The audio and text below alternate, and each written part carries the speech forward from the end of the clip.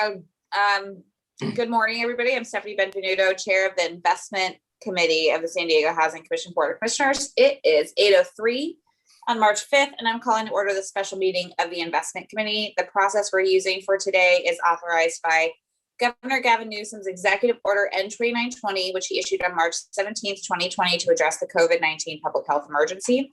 The meeting is occurring by video conference with all the committee members and Housing Commission staff participating by video. For the record, I will ask each committee member to indicate your presence as I say your name. Commissioner Klempner. Here. Thank you. Commissioner Hubbard. Present. Morning. Morning. No members of the public are in attendance. However, members of the public may watch the video conference and hear the audio of today's meeting, which is being streamed live online. The agenda for today's meeting included a link to the website for the San Diego Housing Commission Board of Commissioners, where the public can access the live streaming for today's meeting. The public has also been provided with an alternative opportunity to provide comments to the board through an online comment form. A link to the form is also included on the agenda for today's meeting, which is posted on the website, sdhc.org, on Thursday, February 25th. The agenda and the public comment form explain that comments about items on the agenda will be read into the record if they were submitted by 4 p.m. yesterday, March 4th, 2021. In addition, non-agenda public comments submitted by 7 o'clock this morning will be read into the record. There were no non-agenda public comments submitted for today. So we'll move on to see if there's any committee member comments. Doesn't look like it. Next on the agenda is the approval of the minutes from the meeting of July 10th, 2020. There were no public comments were submitted regarding the minutes. Do any commissioners wish to make any changes to the minutes, or is there a motion? Motion. Second. Great, thank you. We have a motion from Commissioner Klempner and seconded by Commissioner Hubbard. I can vote because I was not there. So we'll go ahead and do a quick roll call vote with the two of you. Vice Chair Klempner? Aye. Commissioner Hubbard? Aye. Great, that motion carries unanimously, and we will proceed with the informational items on our agenda today. Item 2 is the presentation of the investment results for the second quarter of fiscal year 2021. No public comments were submitted. Senior Vice President and Chief Financial Officer Tracy McDermott will present this item. Whenever you're ready, Tracy. Actually, I'm going to let Joe go over our portfolio piece first, and then I'm going to turn over to Laura, our new Vice President of Finance, and give her a chance to present as well. Good morning. I was saying earlier how I miss being in person to present these. It's just what you're used to, and I enjoyed that a lot more, but yeah, we'll make it do. And hopefully one day soon, we'll be back to normal, right? So as we all know from the past, that I present this internal report that shows our portfolio. So when we do invest, exactly what are we investing in, and the information of the bonds that we've invested in and how they perform. But before we begin, I want to say that the portfolio is in compliance with PIH 96-33, along with our own internal San Diego Housing Commission investment policy, which is modeled after the California Government Code. The investment, as a reminder, the investment objectives for our portfolio is to support the mission of San Diego Housing Commission, and we do that by ensuring safety of principal, ensuring that we have adequate liquidity for operations, and then of course last, attempting to get the most maximized yield while keeping the first two items in mind. Our investment policy is conservative by nature, as most government portfolios are. So we're not a total return portfolio, but rather managing cash flows to meet operation requirements. In other words, we don't trade in and out of markets. So if you want to start on the first page in our report, past the table of contents, we have a summary of our portfolio over the last 5 years. I discovered a typo last night. It should say 12/31/20, not 21. Getting ahead of ourselves a little bit. As you can see, for the quarter end, we had a market value of $93,968,000. That will differ slightly from the internal report. Tracy produces. And that's just merely difference in market values. Where the bonds are kept at US Bank, they have a little different system of pricing investments than what I have through Bloomberg and Bond Edge, but it's insignificant. It's less than $300,000 on 93 million. So again, it's just the matrices of how they price the bonds. So 93.9, the result is we approximately getting 2.79 million in coupon income per year. As you can see, that has decreased somewhat over the years, primarily from the balance, but also our average coupon has dropped. And that's, again, the result of the bonds we buy. We don't buy at new issue, we buy on the secondary market. And so these bonds typically come out with 7 and 10-year maturities, so we're buying seasoned bonds. So when you backtrack, when there was higher rates, obviously new issues are coming at higher coupons. And over the years, since rates have been going down, those coupons as they come out have been moving on lower. So we still have a 2.97 average coupon, which produces income for the Housing Commission. Our portfolio yield, I'm proud to say, although we're down from a year ago, we are still at 2.06 for a book yield, which is quite phenomenal considering how fast rates have dropped. Part of which is the type of asset class we invest in. Though we get monthly payments, they don't pay off in full all at once, like another option that a lot of government portfolios will invest in are Fannie, Freddie, home loan callable agencies. And experiences, what I've learned from experience over the years of different interest rate cycles is those bonds get called away the minute we drop 100 basis points. And so then you're left with, a handful of cash that you have to reinvest at really low rates. So this asset class has been very good for us of trying to maintain a book yield. So again, at 206, I think we've done really well with that. We have extended duration somewhat, which was planned. I looked back on our notes and I did say that. So we did extend our duration a little bit, knowing that Chairperson Powell's comments of keeping rates low for, as he called, zero interest rate policy for extended amount of time.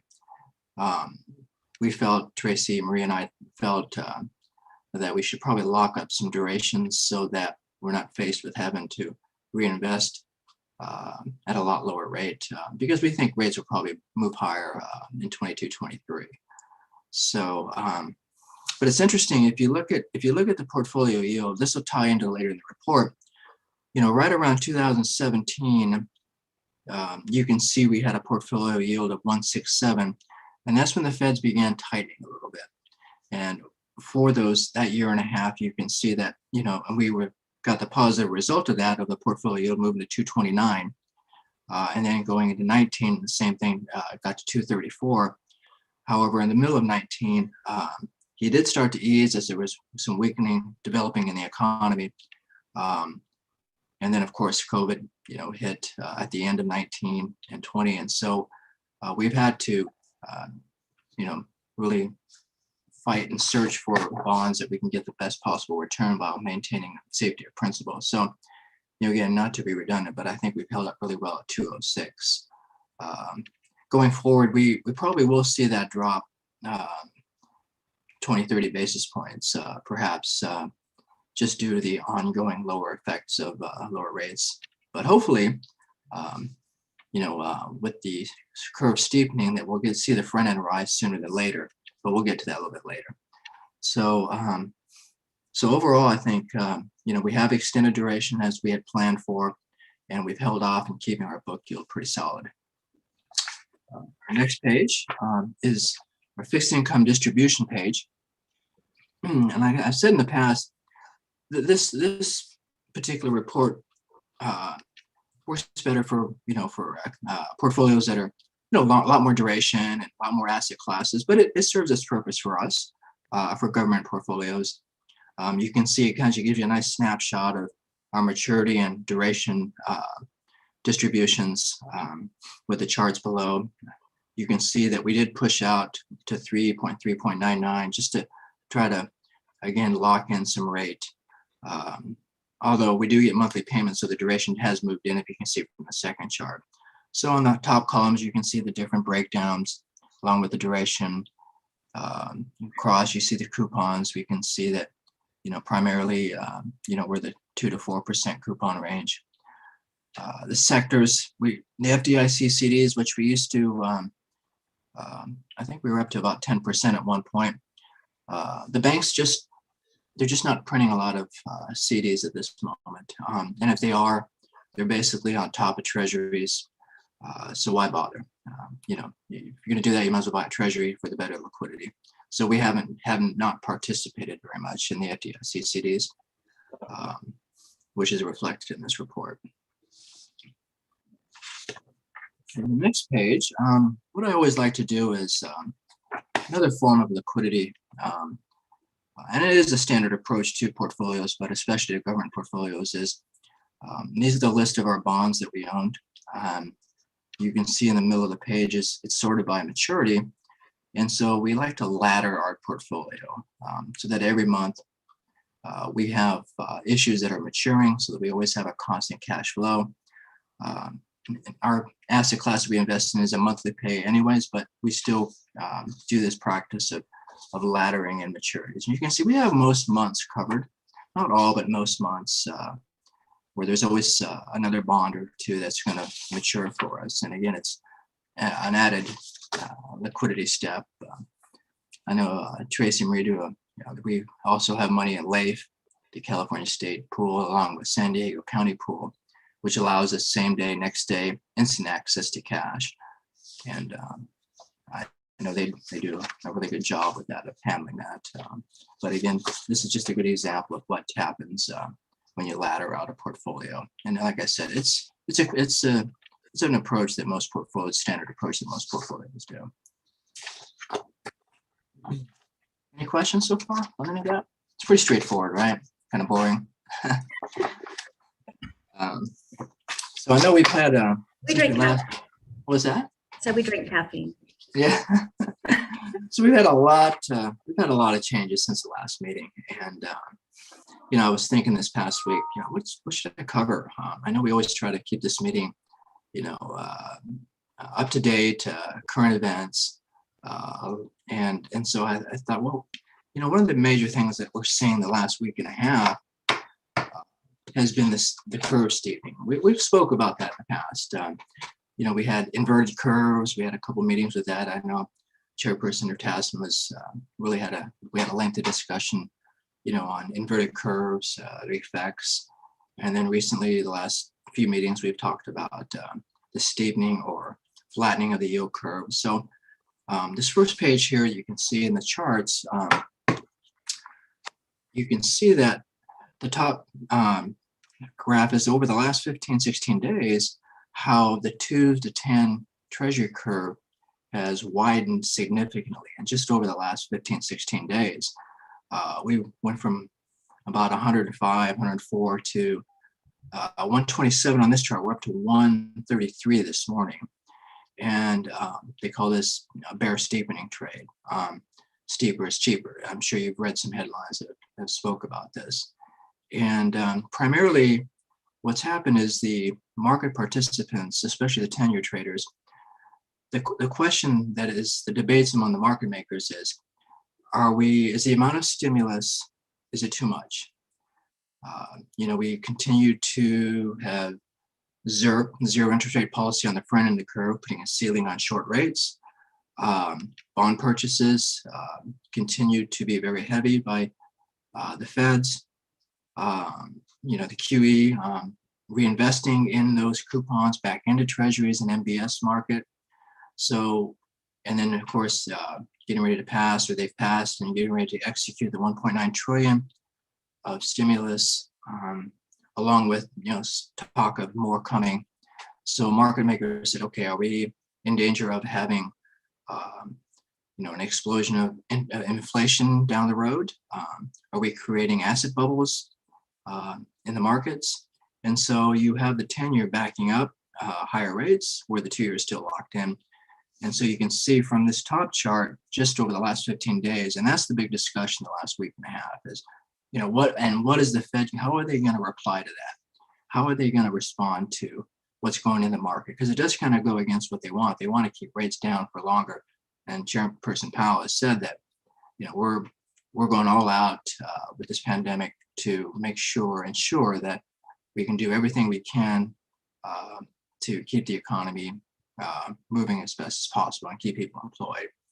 So for content, you can see the chart below is over the last 5 years, how the spread relationships dipped as low as a negative number back in 2019, and then you can see the large increase higher.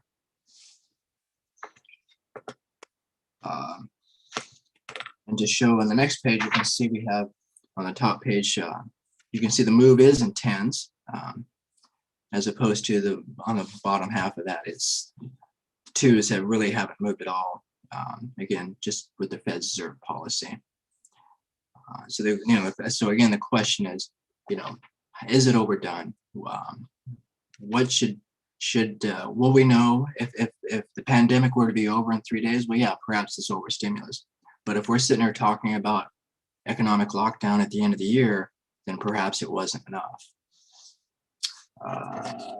Next page over, it just shows you historically the 10-year and the 2-year, how we have trended down from 99. You look back on the 10-year and 2-year of, we had the dot-com bust and then tragic 9/11.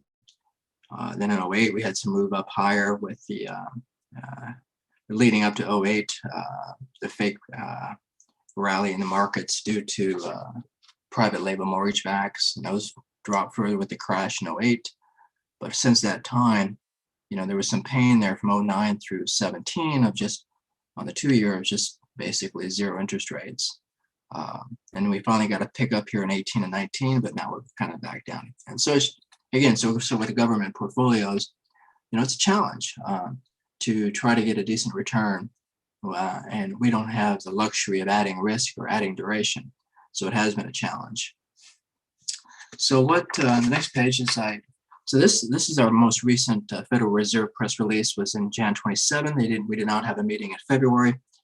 And so as you can see, Powell continues and the committee continues to say with, COVID-19 pandemic, we will be all in to use all our tools available to keep this market chugging along. And is it reading from below? It says achieve maximum employment inflation rate of 2% over the longer run. We'll aim to achieve the inflation. So they'll basically saying we'll keep, if it goes above 2%, we'll keep it there longer. In the past, and we'll see on the charts, when it did get above 2%, they were very concerned about hyperinflation. Now they're going to let it run a little longer, and I think is wise, because just to try to get some pricing back into the markets, I think they're willing to have that little extraordinary push. And then on the next page is reaffirming that they'll continue to purchase $80 billion per month of agency-backed treasuries and $40 billion of the agency-backed mortgage-backed securities. Again, adding liquidity to those markets. With the Treasury Department having to print record amounts of bills and notes and bonds, Treasury bonds. The primary dealers are required by law to be a primary dealer. They have to take those down. And there's some angst there because they have their own issues with their books. And so that's why the feds have come in and they will go into the auctions and purchase themselves to help move the market along so that cash can be raised to institute all these programs.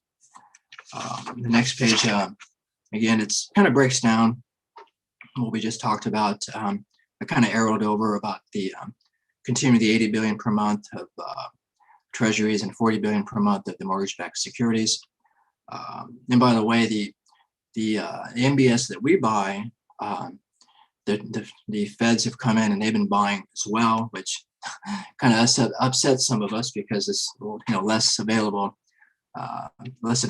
inventory on the markets. And I think in one of my comments I sent Marie and Trace is like, stop buying our bonds because they've been harder and harder to find. But they will continue to do that as you roll forward. Joseph, can I ask a question on that real quick? Yeah. So we're heavily invested in MBS, Right. and flashback, the Lehman Brothers fiasco, and I'm not saying the sky is falling, but we have seen, at least you read about articles about the future of commercial real estate, maybe residential mortgage. So is this the time to diversify and go more into CDs, or you still feel pretty strong on MBS right now? No, I feel very strong on the MBS. And part of the distinction is in '08, the big crash wasn't from the agency MBS, CMBS, but rather it was the private label MBSs, the JP Morgan MBSs that did not have any top-up guarantees from either Fannie or Freddie, which is backed by, as you know now, the Federal Reserve. And with I think there'll always, for these particular CMBSs, there'll always be a market because remember these DUS bonds and these K-series bonds are, they're there to support student housing, low-income housing, military housing, multifamily housing. And so there's always going to be, that market will always be, I don't want to say robust, but it will always be in demand. And so perhaps, who knows, 5-10 years from now, there's less than that going on. Then we would probably have to visit what other type of securities or asset classes we could do. But for now, from a safety standpoint, they're as safe as any other investment that we have available. And I think that market will continue to be available to us for years to come, but things do change. But no, it's a good question because I don't think we speak about that enough of the distinction between the '08, and what we invest in. And again, we're agency-backed MBSs. So whether we buy, an agency debenture, which has the guarantee from Fannie Freddie, which again is backed by the government. Whereas the MBSs, we not only have that guarantee, but we actually have a real asset behind it. Right? We have the property. And not that we ever want to go to that, but if it were to come to that, where Fannie says, we can't honor our interest payments or principal payments, and the government says, well, we'll figure it out. We always have the property that we can always turn to. And so it's kind of a double security on it. And it does pay, 20, well, it's about 25 basis points cheaper to us because there is a little more accounting involved, which Jen will attest to. But it's worth the 25 basis points. So, a good question. It's a very good question. I'm glad you brought it up because I don't think we talk about that enough. And, you look at the list of bonds, MBS is 08. So it's a good question to ask. I'm glad we brought that up. So if we go to the next page, so what's the Fed to do, right, with this evening? And I'll read you, Chairman Powell had a few comments yesterday that he felt that substantial progress towards they're completing their mandate of bond buying program is appropriate for now. He did not seem alarmed by the rise in the 10-year rate. And actually, there are some now saying, well, perhaps, we keep an eye on the risk assets, the equity markets. And if there is a little bit of a pullback in those, perhaps it's the saying is, let the air out of the balloon a little bit. Maybe we need to have a little retracement in those markets so that, we don't have this big asset bubble that's going to explode on us. And if we all know, we look at it, the equity markets have performed well, extremely well, considering everything that's been happening. So on this next chart, I showed, these are just Fed fund futures. It's showing now compared to our last meeting, the top chart showing that the implied rate, well, really not moving much. It is actually on an uptrend, whereas back in July, the implied rate was actually showing, remember we had the discussion on negative rates, and Powell said we would never go to negative rates like Europe and some of the other countries are, but it shows you the change in attitude of what the Fed fund future traders are thinking. And then just from a historical standpoint, the next page is just, again, it kind of ties in what we spoke about when we're looking at our book yield, portfolio yield. You can see from 16 on the Fed funds target rate, how it had moved up. And the Feds always have a history of overshooting, and then they have to backtrack. And as you can see from this chart, they have the bottom half is over the history, going back to 2000, same thing. Kind of looks like New Mexico, right? With the different peaks. They overshoot, have to come back. Then we had that long period of from 09 to 15, where we just stagnant rates at 0.25. I shot this next picture just to chart of all the different moves and expectations. I just thought at a glance it's kind of interesting how you look back, what was expected. And you can this again tracks along with, you can always tie this into our portfolio yield and how the tightening and easing affects what we're available to, what our performance of our portfolio is based on rates. And so this next chart is, I should number these. On this next chart, this is so the inflation gauge. Powell has spoken many times about wanting 2% inflation along with being fully employed. He no longer gives a number on the fully employed issue, but as you can see, he wants 2%, they want 2%, and we really struggle to get to 2%. There's been talk for years now that perhaps, do we move that number down to 1.8 to a number that's a little more attainable, or will it stay at 2%? As you can see, there's only been a few instances where we've been above 2% for any extended length of time. And then I put a chart down below just to actually see the numbers. So speaking of employment, we have this next chart.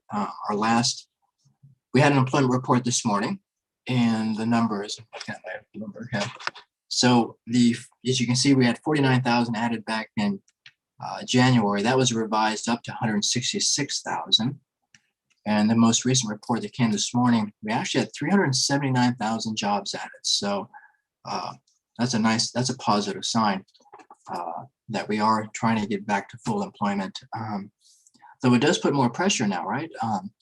If back to the stimulus question, do we have too much stimulus? Do we need to rein that back a little bit? Because as we move forward and we've seen all these jobs added, perhaps adjustment does need to be made, and the market will let us know if they think that. Chart below is same thing, just in a graph form of the unemployment rate. As you see a drop, and that dropped to 6.2. That was reported this morning to 6.2% from 6.3. Pretty phenomenal if you think about it, everything we've been through, right? The last 6 months that there's still a lot of pain out there for many, food and beverage workers, et cetera. But it is encouraging to see that we're getting back to work. And the next page is continuing claims. Again, this is for those that have filed for unemployment and continue to be on unemployment. That number this morning, continuing, well, that was yesterday. That number this morning has improved. Yesterday morning had improved as well, though there's still a lot of Americans out of work. Then the last page here, we have GDP. Interesting, on the table above, you can see that we had that historic drop back in June, a GDP of negative 31. But we did bounce back the following quarter. Expected 4.1 was the last. We'll have a revision on that next month. So again, another thing the Fed kind of keeps an eye on. And the chart below is just a graph of over the last 15 years of what's happened with GDP. And then I thought I would take a snapshot. This is a little bit dated. Let me just see if I can see where we're at now. This is our equity markets, global equity markets. And let me just change this to 1 month, because we have had a move since I printed this. So over the last month, we have had a little bit of retracement. Currently, we're going to Dow down about 1%, S&P down about 3.5%. I'm looking at the up-to-date. This chart's a little bit old. And NASDAQ down about 10% over the last 30 days. However, as you all know, the NASDAQ's just been roaring, right, over the last year. So we go to 1 year. So yeah, so for year over year, the NASDAQ's up about 42%. So with everything happening, I think with Powell and the committee, showing the markets that they will do what it takes to support the economy. I think it's added a lot of confidence to the equity markets, which is shown for year to date. I also always like to show our world bond rates, because as low as you think our rates are, the top chart, I sorted by the 2-year, and you can see how many countries are still, it's a negative rate.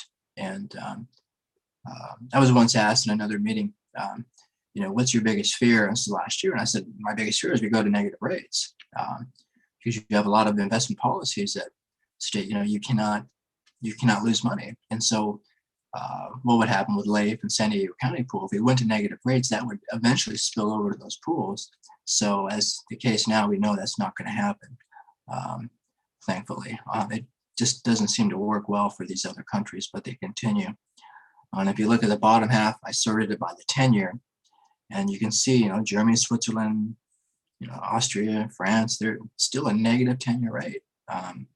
It's quite mind-boggling, actually.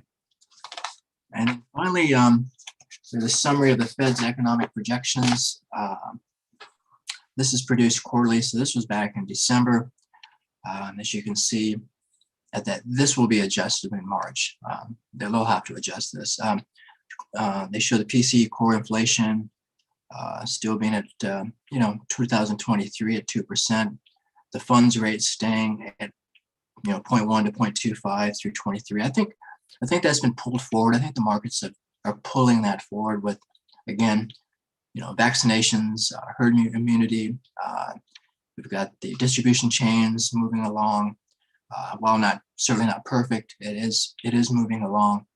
And I think there's confidence that, a lot of commentary of, 2021 will go as how the vaccinations and the herd immunity goes. And I think over the next 6 to 8 weeks will tell a lot with the vaccinations, with the moving markets, what the Fed might or might not do. I think that what happens in the next 6 to 8 weeks will determine the remainder of 21, and from a financial market standpoint. So we'll have to see what happens over the next 6 to 8 weeks. Well, thank you, Joe. That was great. Yeah, We always appreciate your insight. it's a little smoother in person. It's a little smoother in person.